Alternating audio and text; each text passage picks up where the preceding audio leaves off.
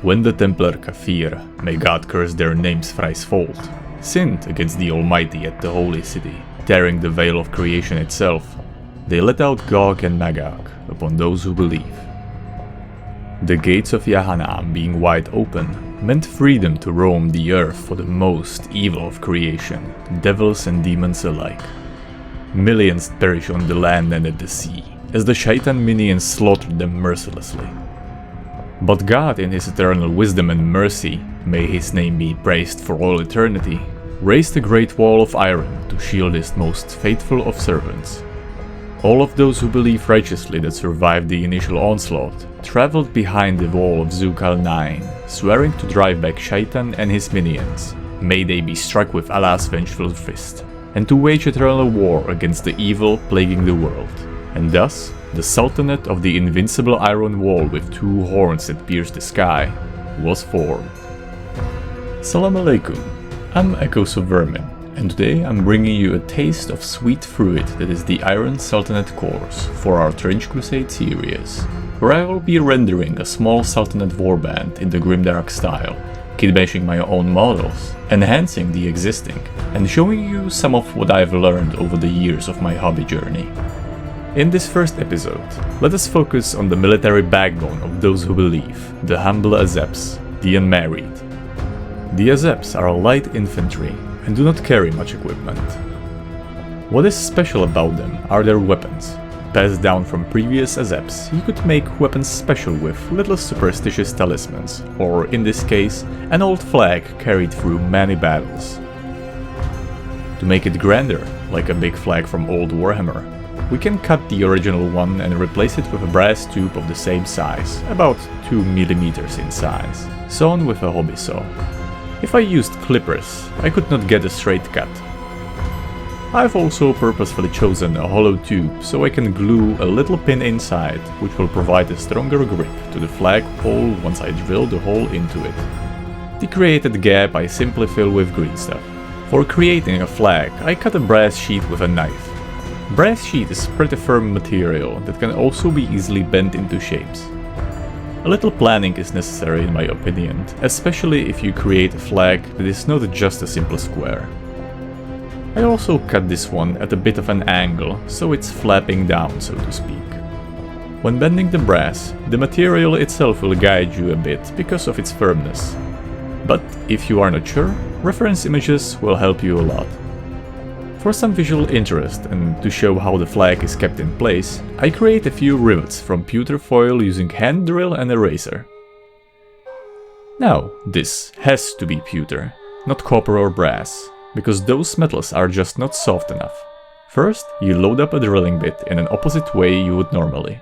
Make sure it's not protruded too much, because it will push the rivet inside the eraser, and you won't be able to get it out.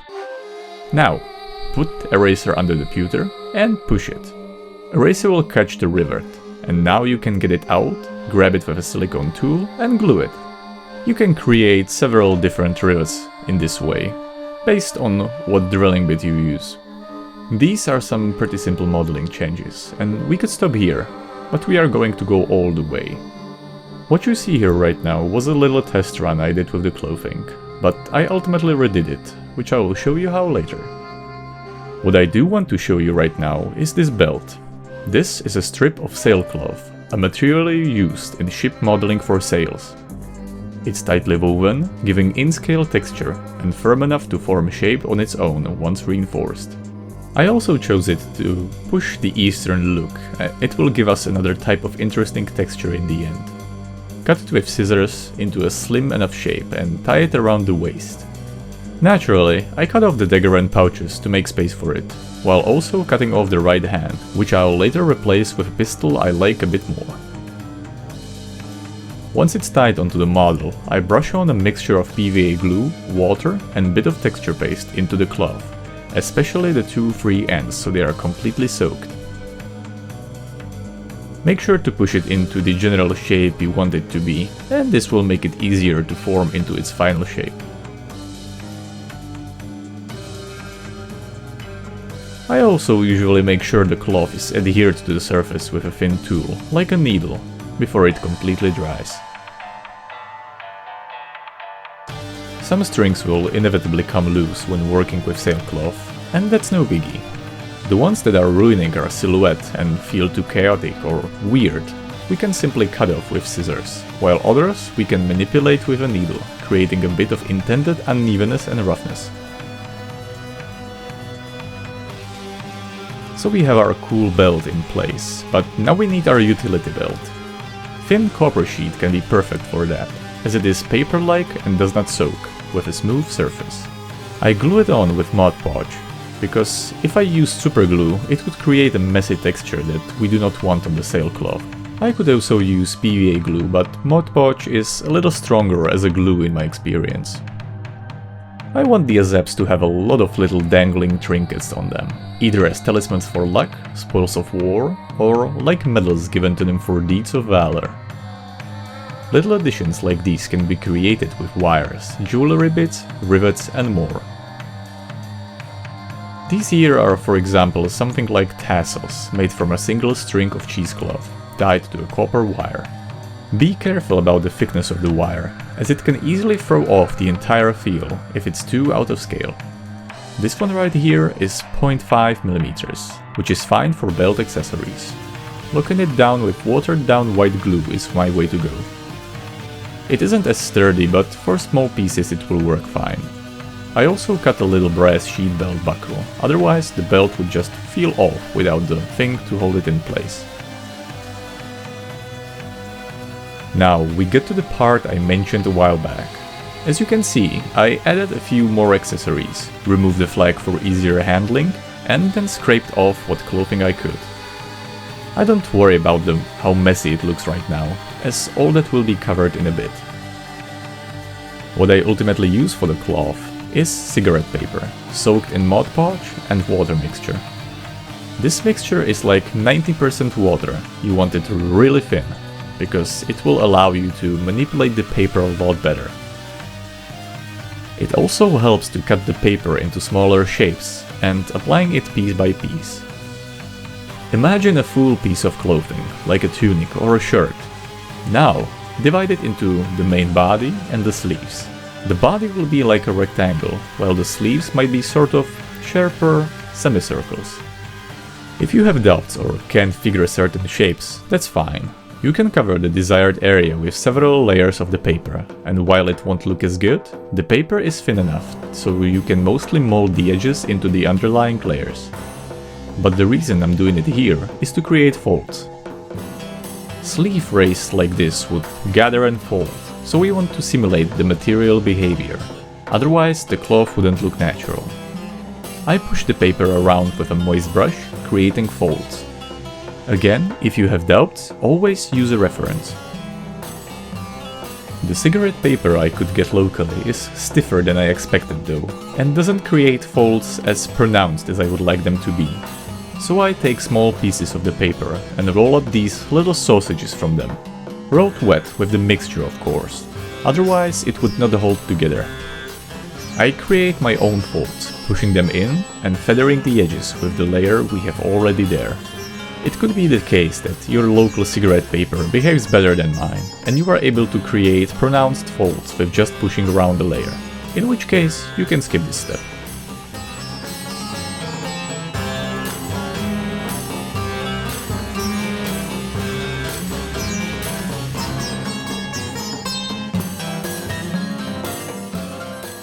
Going forward, I simply continue to apply the cigarette paper across the entire tunic, mimicking the original folds that were on the model where I can. The belt could be left in place, but I took off the trinkets for now.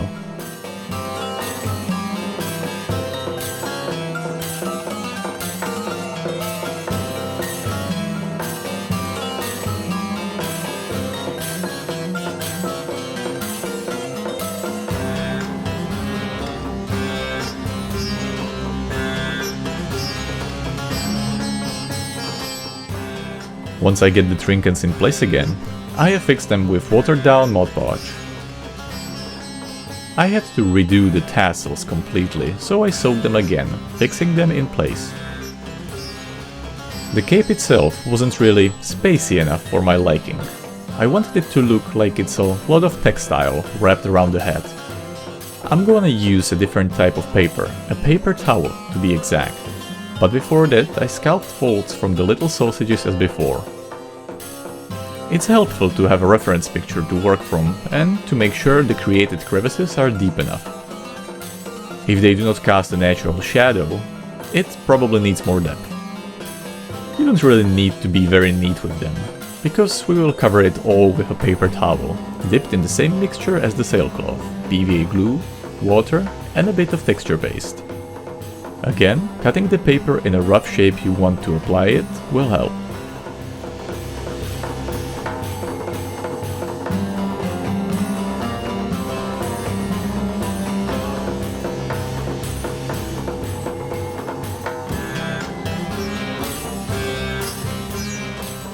Even once I apply the paper tissue, when it's still wet, I push it into crevices, really making sure to have them pronounced.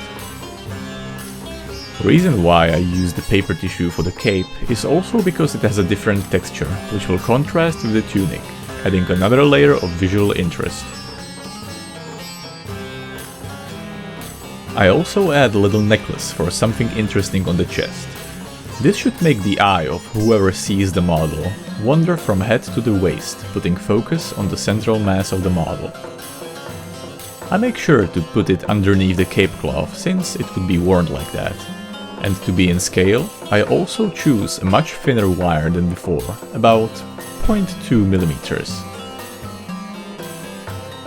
If you damage the paper tissue in this step, don't worry, just add another layer across the damaged part. And that is all done for the building part, and we can move on to painting. I start with a neutral grey Steinenlores primer, which is good color to go into both warm and cold spectrums, dark and light. Tunic is the largest part of the model, and airbrushing it will be easier. Starting with walnut brown across pretty much the whole surface, I continue with cold off white, leaving some of the brown on lower parts and the shadows of the tunic.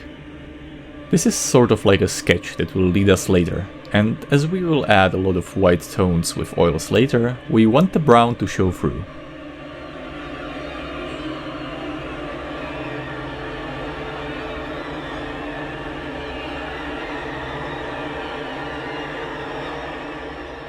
To push the cold tone of the white, I also add a shading of Colia green shade, followed by aggressive shade in the deepest shadows. I'm pushing the cold tones for a contrast with the warmer tones of the cape that will come. Now, that is the airbrushing being done for the Azep herself, and I continue to the cape. I will be using a reductive technique with isopropyl alcohol 99%, so this first layer of paint is sort of like an undertone. I'm choosing a yellowish, desaturated tone. 1, because I will be using red, and 2, because I'm a real fan of desaturated colors. But that's a personal preference. You do want this layer to be bright color though. Now I apply a layer of red ink, making sure it's a thin but saturated and even layer. I also apply it on the tassels, to bring the red color on both halves of the model, tying it visually. Once it's touch dry, I come with the brush loaded with isopropyl alcohol I mentioned. What the alcohol does is it eats through the paint, like any paint to be exact, so we have to be light-handed and careful. You can see me destroying the ink layer, revealing the yellow underneath, creating highlights in reverse. You can even blend the red and glaze it, because as you are removing it, the brush is picking up red pigments. I clean the red from the highlights, leaving it in the recesses. You can use a Q-tip for the removal, but for this it was too clunky. And on the paper tissue texture, I just feel that you have much more control with a brush. You can see some small dots where I wasn't careful enough and the alcohol has eaten even through the yellow into primer, but these are small imperfections and they add a bit of variety, so I don't worry about them. Once the alcohol evaporates, I add some purple ink into the recesses for color variation and shading, blending and removing it with alcohol like before, leaving most in the recesses. This all would be better airbrushed, but I do not want the risk overspraying onto the tunic, and I do not trust liquid mask to not destroy the cloth texture.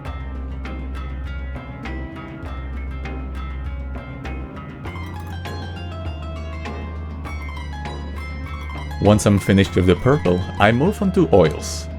I start to stipple Abteilung Dead Flesh on the tunic, targeting spots of the white I sketched before, and feathering it into a thin layer with a clean, thick brush.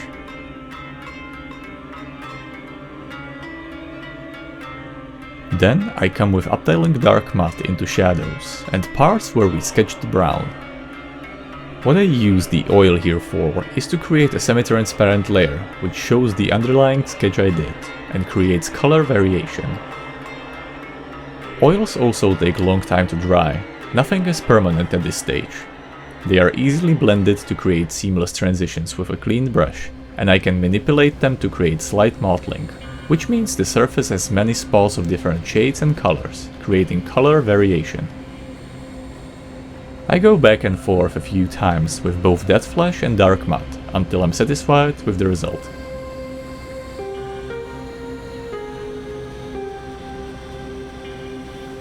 With Dead Flesh, I also desaturate the cape, scrubbing a thin oil layer across the red, but not applying it directly onto the purple, just leaving it to cover it slightly. I enjoy my colors quite desaturated, but keep in mind that this is my preference and you can indeed paint Grimdark and use colors. Just look at some earlier Zatcaskagoon's work if you have doubt. You can view his work and work of other artists on the Grimdark Compendium website, where we will upload rest of the Iron Sultanate series, and you can also find there other Trench Crusade courses like Trench Pilgrims, New Antioch, Court of the Seven-Headed Serpent and Heretic Legion. There is also a summer sale that will be going throughout the whole summer, with discounts on courses, Villainy inks and memberships, so please consider checking it out. Your support means we can keep on bringing tutorials. Thank you for your attention, and now back to the video. Remember that oils at this stage are not permanent, and if you need them to be thinned or removed, you can use mineral spirits, either with a Q-tip, brush or other such tool. I also add Abteilung Smoke into the deepest shadows under the arms, to have darker spots there, guided by my lamplight. As you can see, the natural shadows there are pretty dark by themselves, and I want to make sure that they stay dark via painting.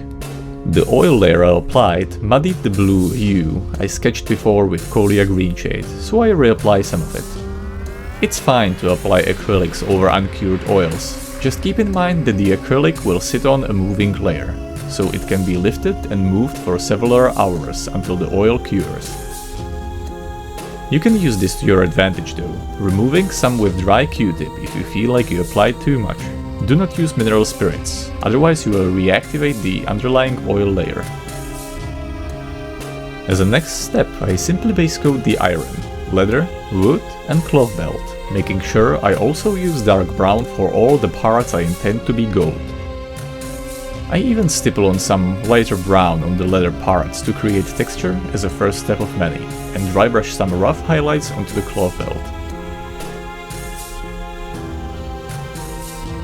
For the gold I used Dwarven gold, progressively mixed with silver, stippling it on thinly to leave some of the brown in the shadows, making sure the highlights are facing up where the light source would be.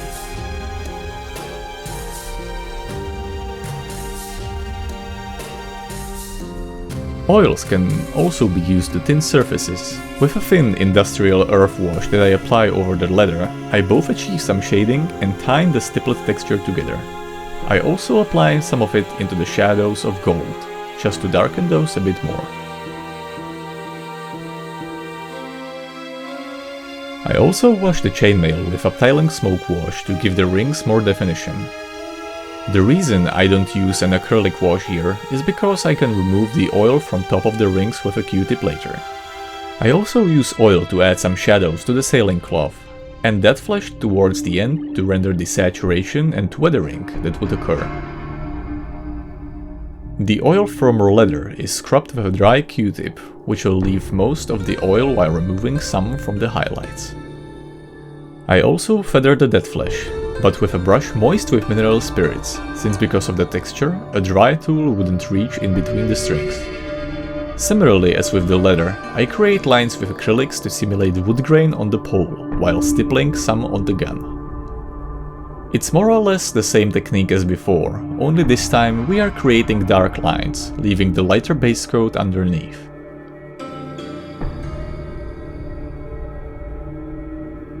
Next up is the final step for leather, creating weathering, cracks and scratches that would occur on old leather, especially in a dry environment.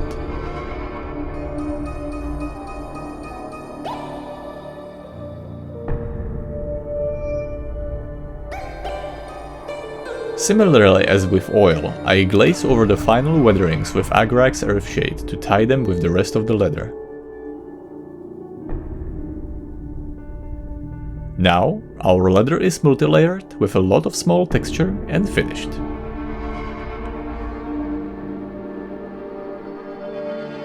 I also give the same Agrax treatment to the wood for the same reason, tying the texture together.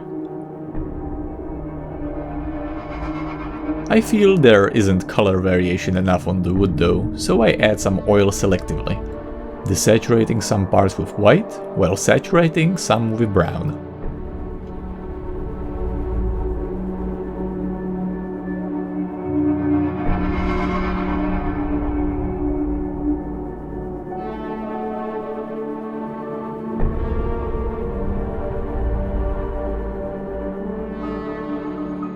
It's at this point where I start feeling that I moved a bit too much away from the red tones on the cape, so I simply come with an orange oil and apply a very thin layer over the highlights, leaving out the purple as it is. This will tint the surface slightly, leaving a thin oil layer.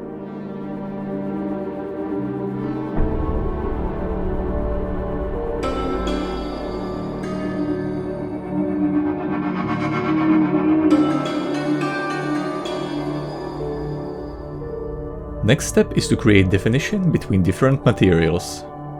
For this, I create dark lines between materials like cloth, wood, metal, and so on. Remember to only apply them into the main dividing recesses between materials, otherwise it will look a bit weird. I would recommend black oil for this, like Abteilung Smoke, thinned just a tiny bit to flow better, but to have it at full opacity. Once it's applied, it's easy to clean up the lines with mineral spirit. You can of course use acrylic washes or inks, or even contrast paints for this, but they just don't offer as much freedom to manipulate them later.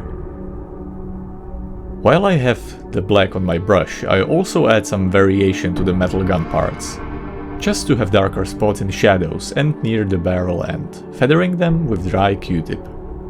Nearing the end, I get to some finishing touches and fixes I notice, like reinforcing highlights on the tunic and metals.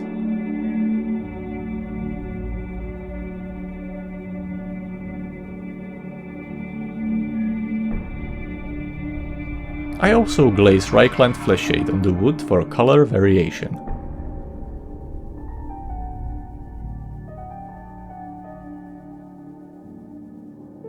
It's also good to deepen some of the lighter shadows with acrylic washes, like the folds on cape to have a bit more soft definition.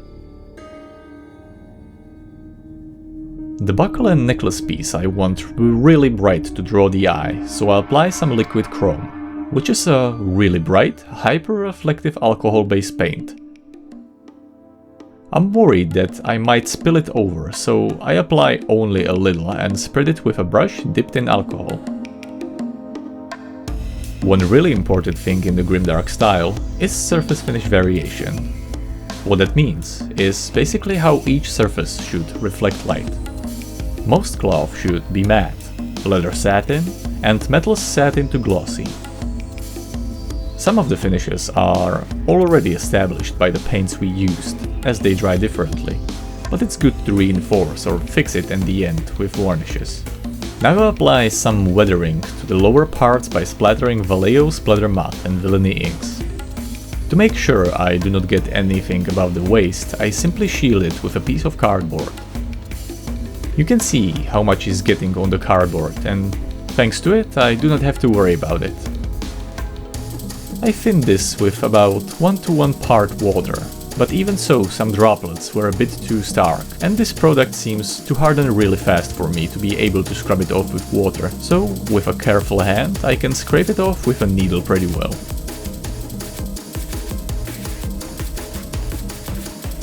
I do this 2 more times, first with Goon's Grime and then with Decrepit Filth, both being like 75% mineral spirits, quite thin.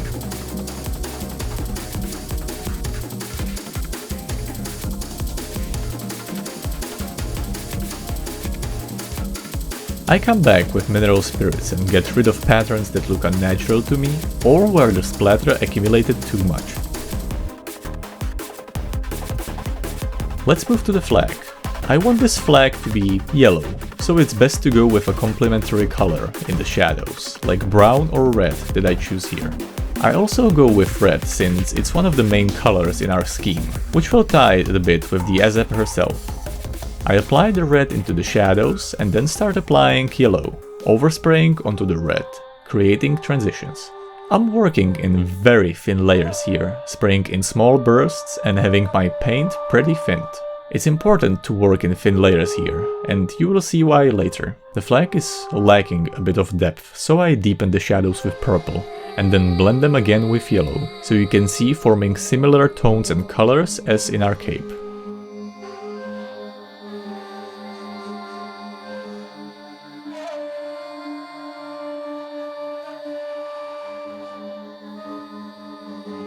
Once I'm happy with the transition, I mix a bit of white ink into my yellow and highlight the yellow on the flag, but mostly to the end of the flag, getting some of the purple too, desaturating it a bit as a first step of weathering.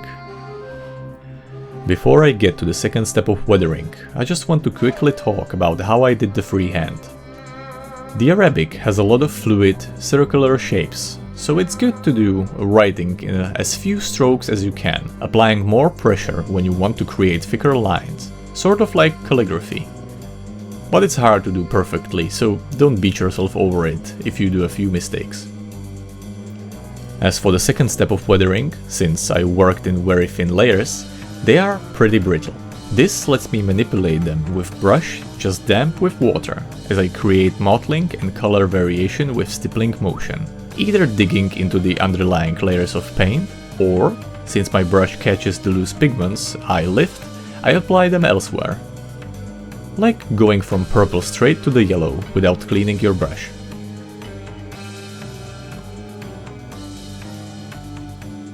If for some reason your acrylics do not reactivate as such, you can always use isopropyl alcohol, but you will have to have a much lighter hand and be very careful not to dig through it all. As I continue, you can see the surface getting more mottled by the second, effortlessly creating interesting variation. You want to pick a moment when it's enough, not to overdo it too heavily. Instead of stippling, you can also create streaking effects to make the surface more interesting. I use a very thin black paint I use for the writing, but I also create some discolored streaks with just water.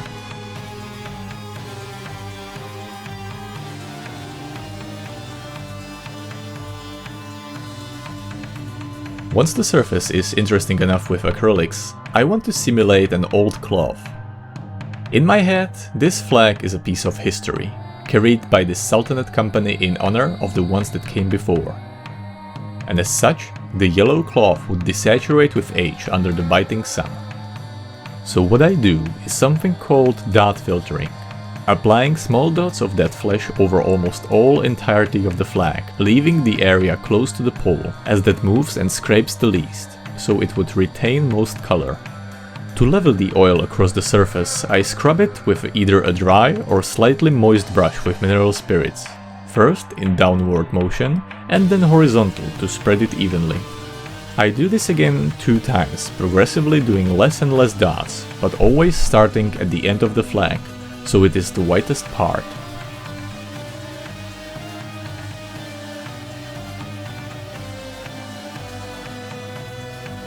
Same splatter effect applies at the end of the flag, as it would get dirty when it's not windy. It's long enough to scrape to the ground. And as the last withering step, I create little streaks coming from below the cape and waist using Goon's Grime. This is mainly to create more interest on the white surface, which could simulate sweat and dirt stains. Once I apply it in a streaking motion, I simply refine the streaks with a brush damp with mineral spirits.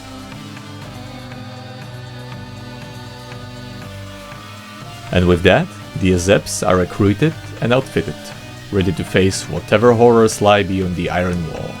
May Allah keep an ever-watchful eye over it.